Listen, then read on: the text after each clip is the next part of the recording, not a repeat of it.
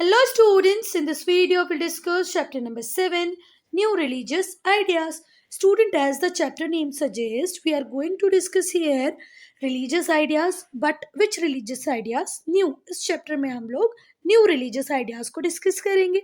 ठीक कोई बात. अब अगर मैं न्यू रिलीजियस आइडियाज की बात करती हूँ, नए धर्म विचारों की बात करती हूँ, तो उसमें दो चीजों को हम प्राइमरली पढ़ेंगे. पहला है बुद्धिज्म एंड दूसरा है जैनिज्म. तो इस चैप्टर पे हमारा मेन फोकस होगा बुद्धिज्म और जैनिज्म में. ठीक है. अब स्टूडेंट चैप्टर स्टार्ट करूं इसके पहले मैं आपको बताना चाहूंगी कि BC का मतलब होता है बेटा बिफोर क्राइस्ट. क्या होता है बेटा? Before Christ. ठीक है. BC means before Christ. अब इस चैप्टर में हम लोग 6th सेंचुरी BC की बात करेंगे. कब की बात करेंगे? 6th सेंचुरी BC की बात करने वाले हैं. तो सेंचुरी का मतलब क्या होता है बेटा? Period of 100 year. ठीक है. तो मतलब हम कितने सालों पहले की बात कर रहे हैं? 600 साल. ठीक है. और ये 600 साल कब के पहले? BC, before Christ. अब पूरी बात समझने की कोशिश करना. आज हम 180 से लगाएं तो हम कहाँ पर है बेटा? 2022 पे है. यही लिख रहे हैं ना हम ईयर में, 2022 पे है. और बिफोर क्राइस्ट क्या बोलता है? ये जो 180 वाला टाइम पीरियड है, इससे पीछे आपको जाना है. कितना पीछे जाना है? 600 ईयर्स. ठीक है. 6th सेंचुरी का मतलब क्या हुआ? 6th और सेंचुरी मतलब 100. 600 ईयर आपको बैक जाना है. इस टाइम फ्रेम को पढ़ेंगे. अभी हम कहाँ पर हैं? यहाँ पर हैं. मतलब ऑल इन ऑल हम किस टाइम फ्रेम को पढ़ेंगे? कितने साल पहले की बात करेंगे? 2022 में हम 600 प्लस कर दें तो कितना आ जाएगा बेटा?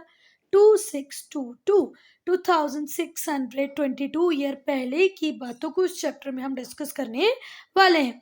अच्छा, ये जो पार्ट मैंने बताया ये आपकी समझ में नहीं भी आता है तो कोई प्रॉब्लम नहीं है. बस इतना याद रखो कि हम जो चैप्टर है न्यू रिलीजियस आइडियाज, उसमें जो टाइम पीरियड है वो पढ़ने वाले हैं 6th सेंचुरी BC. ठीक कोई बात? चलो, आ जाता है तो ठीक है, नहीं आता तो कोई प्रॉब्लम नहीं. अब बेटा जो 6th सेंचुरी BC थी, उस टाइम इंडिया में जो पूजा पाठ करने का तरीका था, रिलीजियस वर्शिप, धार्मिक पूजा पाठ, यज्ञ अनुष्ठान जो होते थे वो बहुत ही ज्यादा रिचुअलिस्टिक थे, कर्म कांड में बंधे हुए थे.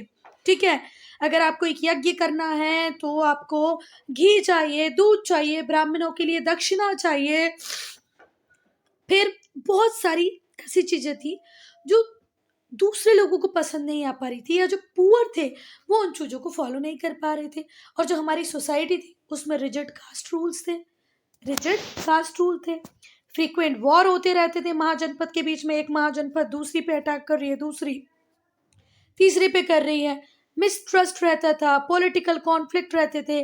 लोग एक दूसरे पर विश्वास नहीं कर रहे हैं, पॉलिटिकल कॉन्फ्लिक्ट है. लोग जो उनके पास है उससे सेटिस्फाई नहीं है. ये तो आज भी हम सोसाइटी में देखते हैं कि जो हमारे पास होता है हम उससे सेटिस्फाई नहीं होते, हमें दूसरा अच्छा लगता है, दूसरे के फैसिलिटीज, उनका घर, वो सारी चीजें अच्छी लगती है. तो ऐसा ही उस टाइम के लोगों के साथ था. अब इन सारी सिचुएशन से डिससेटिस्फाई होके कुछ थिंकर्स ने वर्ल्डली लाइफ को छोड़ दिया और फॉरेस्ट चले गए, मेडिटेट करने लगे, ध्यान लगाने लगे. ठीक है. ये क्यों गए थे बेटा? पीस और एनलाइटनमेंट को सर्च करने के लिए. ठीक है. अभी कुछ लोगों ने अपने अटेन नॉलेज को शेयर किया. ठीक है. Spread new religious and philosophical ideas. जैसे बुद्ध हुए, गौतम बुद्ध हुए, महावीर, जैन हुए, इन्होंने क्या किया? जो इनको एनलाइटनमेंट के बाद नॉलेज मिला उसको लोगों के साथ शेयर किया. ठीक है. और हमें ये न्यू आइडियाज के रिगार्ड्स में कहाँ से पता चलता है बच्चा? उपनिषद से, from Buddhist and Jain religious text से. बुद्धिज्म के बारे में जानना है तो बुद्धिस्ट टेक्स्ट, जैनिज्म के बारे में जानना है तो जैन के रिलीजियस टेक्स्ट, और उपनिषद आपको और भी कुछ सिखाएंगे. तो उपनिषद, बुद्धिस्ट, जैन रिलीजियस आपको न्यू आइडियाज देंगे. अब उपनिषद का मतलब क्या होता है बेटा? उपनिषद का मतलब होता है टू सिट नियर समबडी, किसी के पास बैठना. जो वैदिक टेक्स्ट थे उन्हें हम क्या कहते थे बच्चा? उपनिषद. वो नॉलेज को रिकॉर्ड करते थे जो कि टीचर दे रहा होता था किसको? बच्चों को. उनके पैरों में, मतलब पहले ऐसे सिस्टम था बेटा, गुरु थोड़े से ऊंचे आसन पे बैठेगा और बच्चे यहाँ पर बैठेंगे, मतलब उनके चरणों में बैठेंगे. गुरु जी यहाँ से जो ज्ञान देंगे वो बच्चे ले लेंगे. तो उपनिषद का मतलब होता है टू सिट नियर समबडी, जो वैदिक टेक्स्ट हैं उन्हें हम क्या कहते हैं? उपनिषद कहते हैं। वो किसको रिकॉर्ड किए हुए हैं? क्या है उनके अंदर? टीचर्स का नॉलेज जो उन्होंने अपने बच्चों को दिया। ठीक है, और ये हमेशा क्वेश्चन आंसर के फॉर्म में होते थे। उपनिषद किस फॉर्म में बेटा? क्वेश्चन आंसर के फॉर्म में। टोटल 108 उपनिषद्स हैं। The teaching of Upanishads form an important part of Hindu philosophy, और हिंदू फिलोसफी का एक इम्पॉर्टेंट पार्ट है क्या? उपनिषद्स की टीचिंग।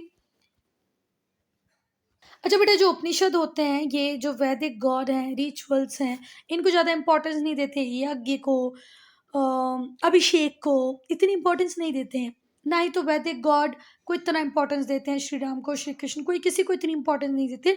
सिर्फ एक गॉड को इम्पोर्टेंस, एक चीज़ को इम्पोर्टेंस देते हैं, वो है यूनिवर्सल सोल, सुप्रीम पावर, ब्रह्म। ठीक है, वैदिक गॉड्स, गॉडेसेस, रिचुअल्स पे इनका बिल्कुल बिलीव नहीं है। ये किसकी बात करते हैं? ब्रह्म, मतलब आत्मा, यूनिवर्सल सोल पे इनका विश्वास है।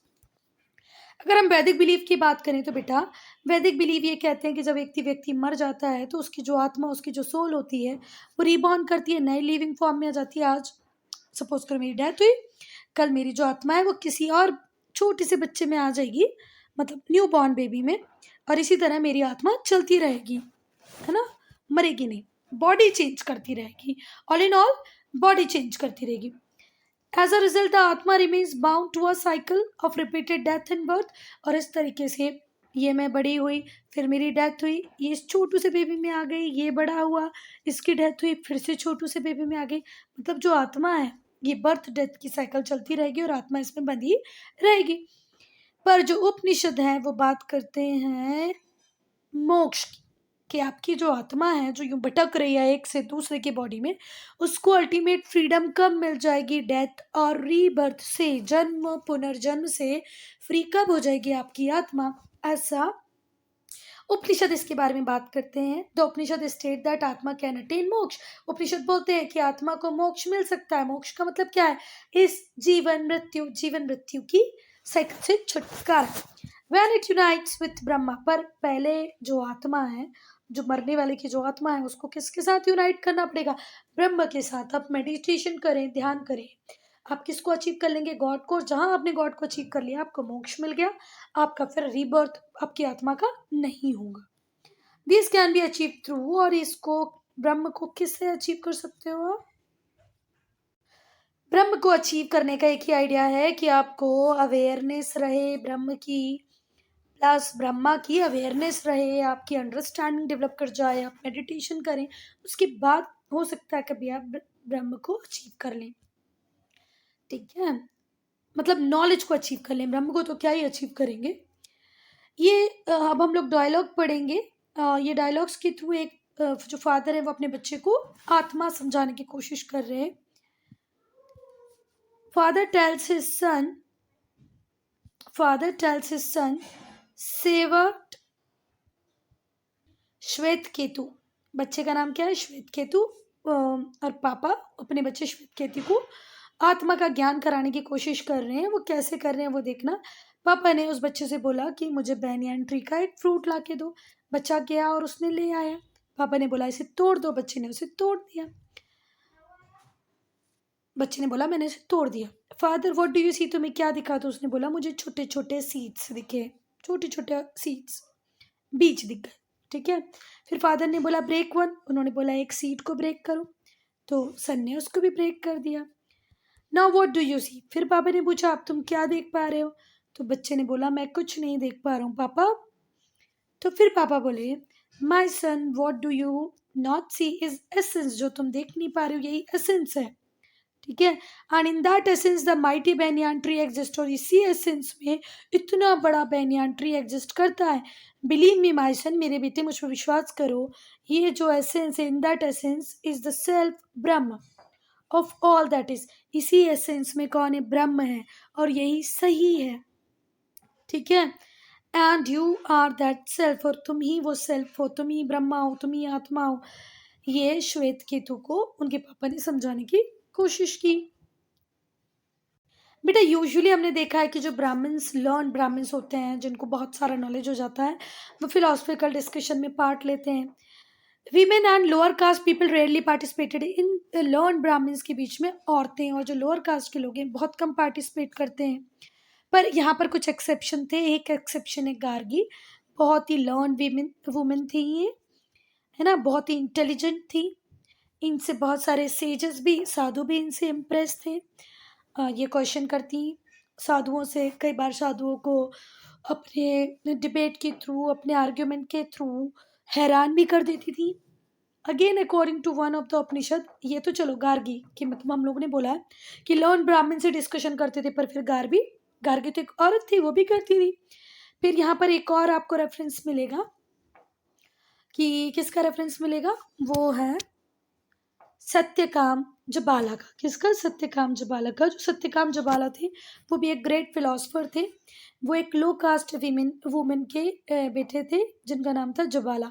जबाला एक लोअर कास्ट वुमेन थी, उनके बेटे का नाम था सत्यकाम जबाला। तो इनका भी कहीं कहीं डिस्कशन मिलता है हमारे उपनिषद में, किसकी तरह? ग्रेट थिंकर की तरह। तो अगर एक्सेप्शन पूछा जाए कि लर्न ब्राह्मण के अलावा क्या आप लोगों ने देखा है कि कोई और भी डिस्कस करता है अबाउट उपनिषद? तो हाँ, हमने देखा है। एक उपनिषद गार्गी को मेंशन करता है कि ये बहुत लर्न लेडी थी, ये भी रिलीजियस डिस्कशन में पार्ट लेती है। और दूसरा है हमारा सत्यकाम जबाला, ठीक है।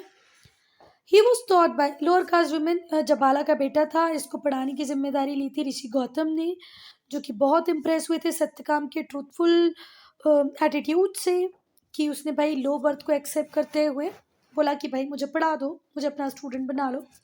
Rabindranath Tagore poem Brahma return in the modern period, जो रविन्द्रनाथ टैगोर ने बुक लिखी है ब्राह्मण, वो मॉडर्न पीरियड में ही लिखी गई है। हमारे रविन्द्रनाथ टैगोर थोड़ी ना बीसी में पैदा हुए थे, ये तो एडी वाले हैं, एनाडोमिनी वाले हैं।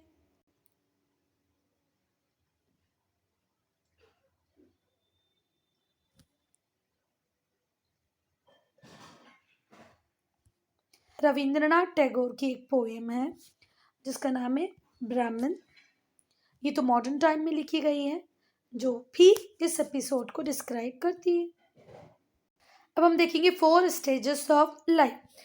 अगर हम उपनिषदिक टाइम की बात करें, जब उपनिषद लिखे जा रहे थे, ठीक है, the life of upper caste man, जो अपर कास्ट मैन होते थे, लोअर कास्ट नहीं, अपर कास्ट मैन जो होते थे, ब्राह्मण, राज क्षत्रिय, है ना, उनकी जो लाइफ थी वो 4 स्टेजेस में, जिन्हें हम आश्रम कहते थे, उसमें डिवाइड थी। पहला होता था ब्रह्मचर्य, मतलब स्टूडेंट लाइफ। फिर गृहस्थ, मतलब फैमिली लाइफ। पहले आप स्टूडेंट रहेंगे, स्टूडेंट पढ़ लिख के आएंगे, फिर गृहस्थ, आपकी शादी कर दी जाएगी, आप फैमिली लाइफ में रहेंगे। फिर वानप्रस्थ, मतलब retirement to the forest to meditate, आप अपनी फैमिली लाइफ से रिटायरमेंट लेके मेडिटेट करने फॉरेस्ट चले जाएंगे। और फिर संन्यास, मतलब सब कुछ त्याग देंगे। तो 4 स्टेजेस ऑफ लाइफ में क्या है? Brahmacharya, student life, grihastha, family life, vanaprastha, move to forest, and then sannyasa, leave everything. Going through this ashrams, इन आश्रम से मूव करके आप अपनी लाइफ का बेस्ट वे जान सकते हैं, समझ सकते हैं। But this was not rigidly followed, पर हर व्यक्ति इनको रिजिडली फॉलो नहीं करता था। ठीक, कोई बात। अगर हम बुद्धिज्म की बात करें तो कौन है बेटा बुद्धिज्म के फाउंडर? गौतम सिद्धार्थ, गौतमा सिद्धार्थ।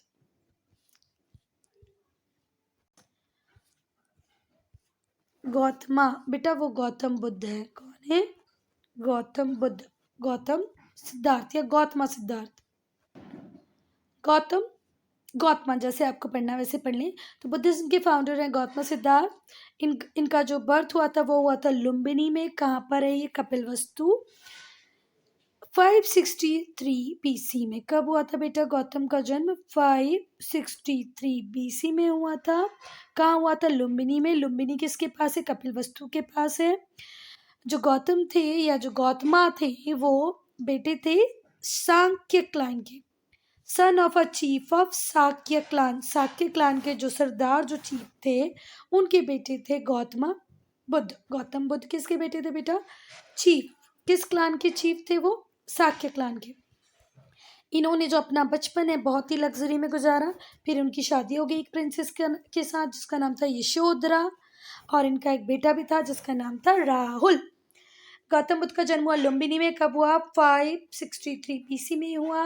इन्होंने खूब लग्जरी वाली लाइफ जी। फिर इनकी शादी हो गई प्रिंसेस यशोधरा से। इनका एक बेटा भी हुआ जिसका नाम था राहुल। और एक लीजेंड है, according to legend, the sights of an old man, एक लीजेंड बताते हैं कि जब इन्होंने एक बूढ़े आदमी को देखा, एक बीमार आदमी को देखा और एक मरे हुए व्यक्ति को देखा। गौतम बुद्ध ने किस किस को देखा बेटा? एक मरे हुए आदमी, एक बीमार आदमी और एक ओल्ड मैन, सिक मैन, डेड मैन। तब गौतम को रियलाइज हुआ कि भाई बहुत सफरिंग है दुनिया में, तो बहुत तकलीफ है, बहुत परेशानी है।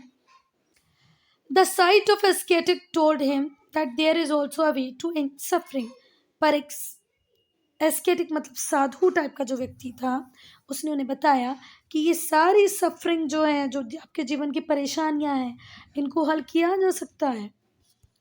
गौतम ने घर छोड़ दिया। कब छोड़ दिया बेटा? जब वो 30 ईयर के थे। वो भी अपनी जो लाइफ थी उसकी सफरिंग्स को ख़त्म करना चाहते थे। 6 साल वो वंडर करते रहे, मतलब वंडर करना मतलब इधर उधर घूमते रहना। वो 6 साल वो घूमते रहे और उन्होंने ये 6 सालों में अपने आप को जितनी तकलीफ, जितनी हार्डशिप दे सकते थे, उन्होंने अपने आप को दी।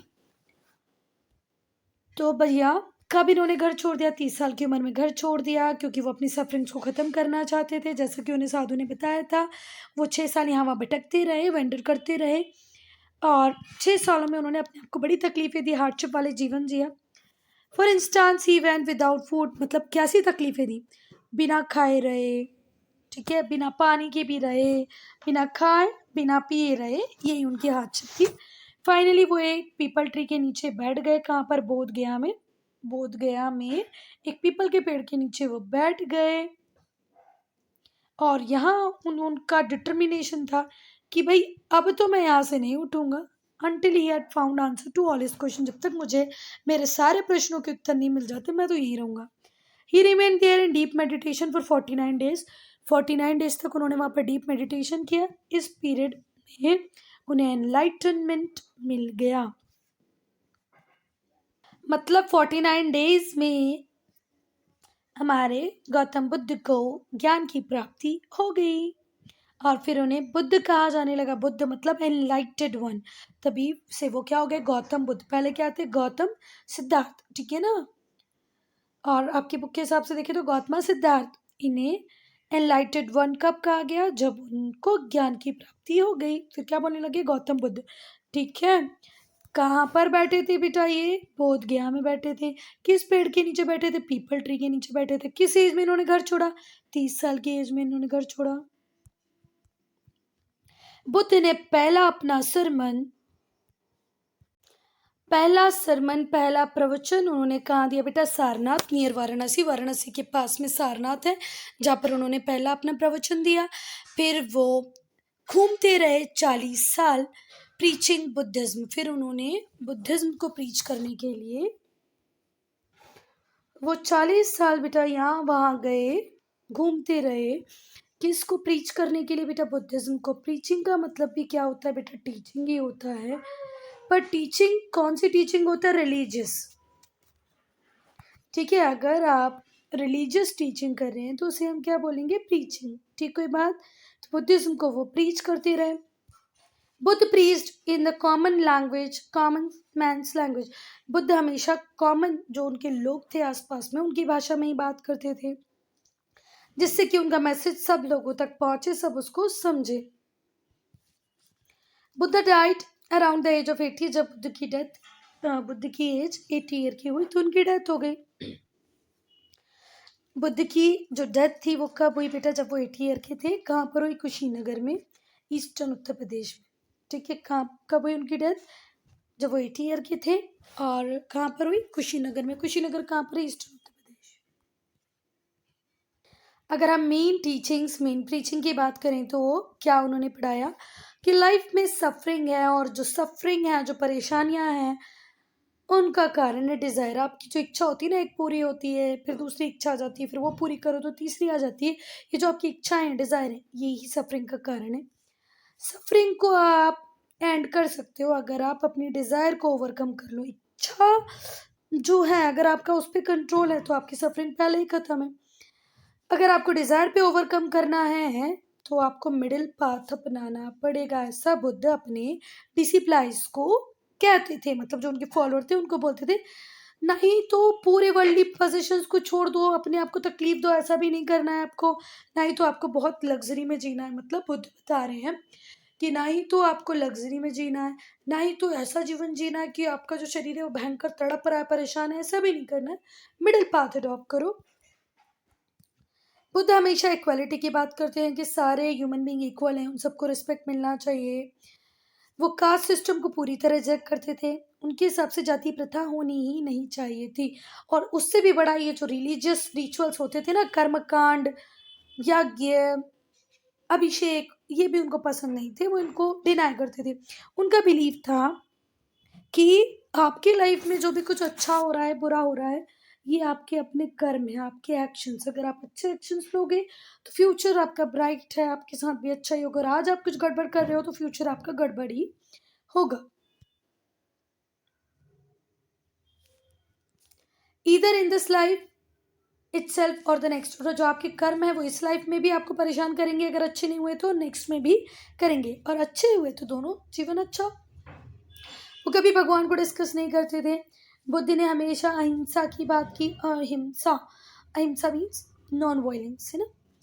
ही forward lying, stealing, killing and drinking. Liquor मतलब दारू वारू नहीं पीना है, किसी को मारना नहीं है। स्टीलिंग का मतलब होता है चोरी, वो भी नहीं करना है। लाइंग मतलब झूठ, झूठ नहीं बोलना है, चोरी नहीं करना है, मारना नहीं है, और ड्रिंकिंग भी नहीं करना है। बहुत सारे लीजेंड्स हैं, बहुत सारे लोग हैं जो बताते हैं बुद्ध की पर्सनालिटी के अलग अलग एस्पेक्ट को। एक व्यक्ति बता रहा है कि एक बार ऐसा हुआ था कि दो ट्राइबल आर्मी आपस में लड़ने लगी थी, झगड़ रही थी।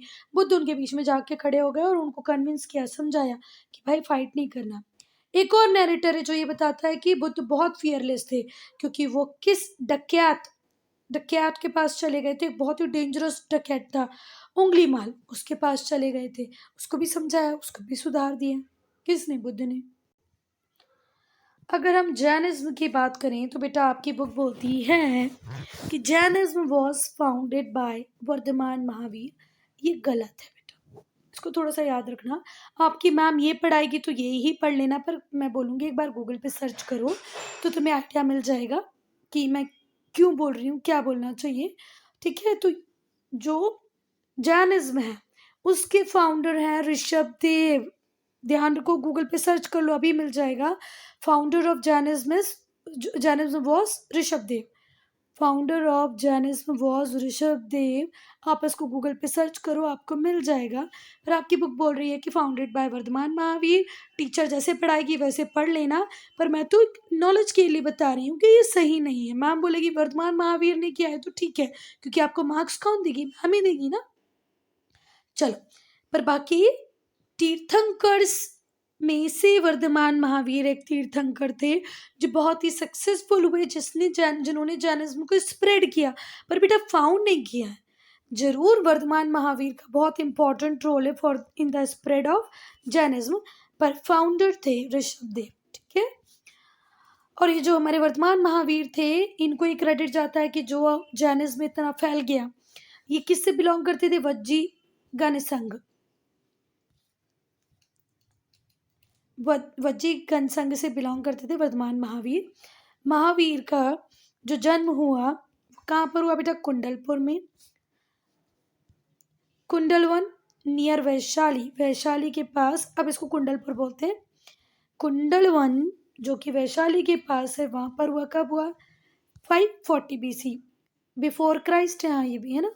तो 2022 में 540 प्लस कर लो, कितने साल पहले ये इनका बर्थ हुआ? 2652, 2562 ईयर पहले इनका बर्थ हुआ। यहाँ पर BC लिखा है।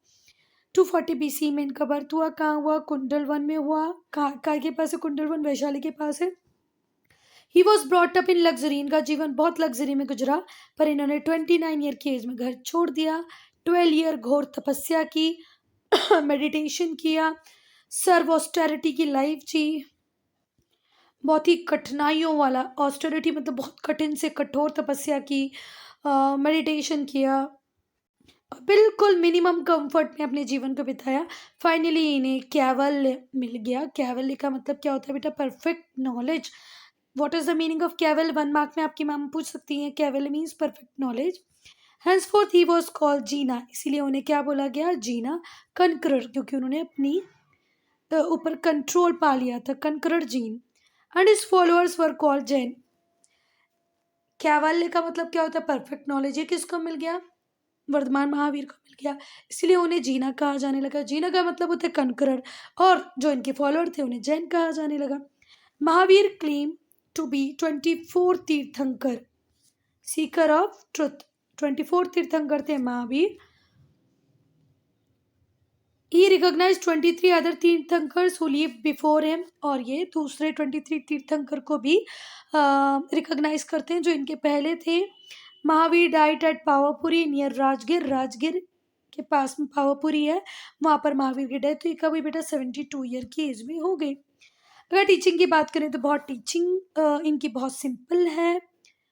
ठीक है, ये भी बोलते थे कि भाई कर्म आपके जैसे होंगे आपकी पोजीशन वैसी होगी। इनका बिलीव था कि कोई भी लो बॉर्न पर्सन नहीं हो सकता। ठीक है, और हर व्यक्ति भले ही वो कितना ही लो बॉर्न क्यों ना हो उसको मोक्ष मिल सकता है। पहली बात तो इनका ऊंची जात नीची जात जाति प्रथा में बिलीव ही नहीं था, और इनका मानना था कि कितना भी लो बॉर्न क्यों ना हो आपको मोक्ष मिल जाएगा। इन्होंने भी लोगों को अहिंसा पढ़ाई, नॉन वायलेंस पढ़ाया, और forward is follower to cause. अपने लोगों से बोला कि भाई जो इंजरी है, हार्म है, जो आप लिविंग क्रीचर के साथ करते हो, इसको बिल्कुल छोड़ दो। महावीर अपने डिसिप्लाइन को बोलते थे कि एक गुड और प्योर लाइफ जियो। उन्होंने अपने फॉलोअर्स को बोला किसी को मारना नहीं है, चोरी नहीं करना है, झूठ नहीं बोलना है। महावीर ने अपने फॉलोअर्स को एनकरेज किया कि ऑस्टर की लाइफ जियो, थोड़ा कठोर लाइफ जियो। Jain man who gave up worldly life were not even allowed to wear a clothes. और बेटा वो जैन मैन, वो जैन आदमी जो ये डिसाइड कर लेते हैं कि वो वर्ल्डली लाइफ को छोड़ देंगे, उन्हें वो क्लॉथ भी नहीं पहनते, कपड़े भी नहीं पहनते बेटा, नेकेड ही रहते हैं। Later on some Jain took wearing white robes. और कई बार बेटा इसकी भी एक कहानी है, गूगल पे सर्च करके देखना। कुछ जैन जो थे वो सफ़ेद कपड़े पहनने लगे, वाइट रोब पहनने लगे, तो यहाँ से जैन की 2 ब्रांचेस बन गई। बुद्ध की तरह ही जैन भी कभी भी भगवान को डिस्कस नहीं करते थे और रिचुअल्स को भी रिजेक्ट करते थे। ठीक है, महावीर के भी बहुत सारे फॉलोअर थे। वो प्राकृत मतलब कॉमन लैंग्वेज में, कॉमन लोगों की कॉमन लैंग्वेज में ही पढ़ाते थे। उन्होंने मगध में पढ़ाया, कौशल में पढ़ाया, वैदहा में पढ़ाया, नॉर्थ इंडिया में पढ़ाया, और जैनिज्म बहुत पॉपुलर हुआ राजस्थान, गुजरात, मारवाड़, साउथ इंडिया में।